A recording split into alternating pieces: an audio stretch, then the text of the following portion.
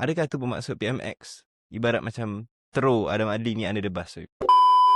Apabila PMX sebagai Perdana Menteri melantik Adam Adli ni, Ini dah panjang cerita.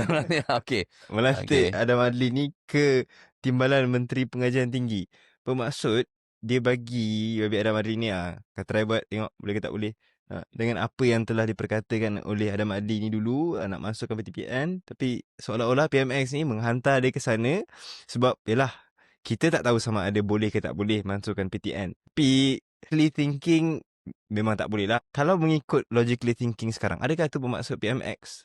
Ibarat macam throw Adam Adli ni under the bus. Saya fikir begini.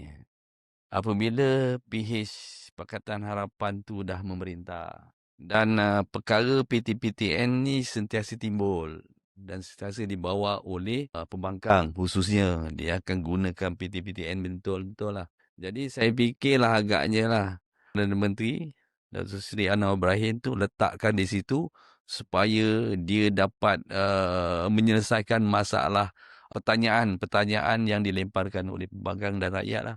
Jadi kau kena tepis lah. Macam mana kau tepis, pandai-pandai lah kau tepis. Saya rasa dari segi logiknya memang tak boleh. Tapi dia kena tepis lah, pandai-pandai lah. Dia nak gunakan apa sekalipun, hujah-hujah dia kena tepiskan. Supaya soal PTPTN ni akan tertumpu pada dia kena selesaikan lah.